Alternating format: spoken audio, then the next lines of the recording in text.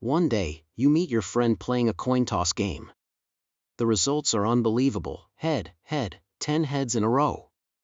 Now, if you had to bet on the next flip, what would you choose?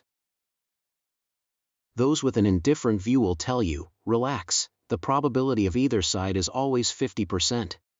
Look, according to the law of large numbers, if you toss it enough times, the frequency of heads will eventually converge to 0.5. The previous streak is just a temporary fluctuation, so, really, just take a wild guess.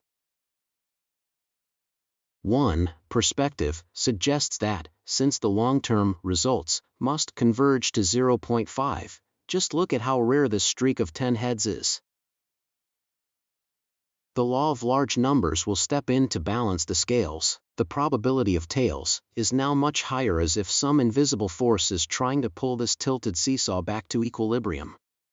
Therefore, he should bet on tails. Others might choose C, stick with head. They feel that, since there's a streak of 10 heads, the luck is flowing, or the hot hand is at play. It's like running down a staircase. Momentum makes you feel unstoppable. What is the real answer? Let's count down 5 seconds. If we follow the textbook, the correct answer is A, either one. This is the law of large numbers. As long as the coin is fair. As the number of tosses increases, the frequency of heads will converge to 50%. The previous 10 heads were just a blip, they don't change the odds of the next flip. But wait, if the frequency returns to 50%, doesn't it need more tails to even out the score? Wrong. The ratio converges, but the absolute difference can grow larger and larger. This is a random walk. Like these curves, they can drift further from the start with no obligation to turn back. Choosing B is simply wrong. Since the coin has no memory, are we stuck with option A? But what if, just what if, the coin itself is the problem? 10 heads in a row, is it really just a coincidence? Or was our initial assumption wrong from the start? Initially, we assume the coin is fair.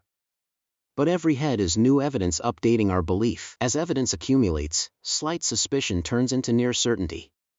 The math now screams a new conclusion: this coin is most likely a trick. So, what is the final answer? If you are certain the coin is fair, choose A, and trust classical probability. If you suspect a trick, choose C, and follow the evidence. As for B, whether the coin is fair or rigged, that is the only wrong answer. If we follow the textbook, the correct answer is A, either one.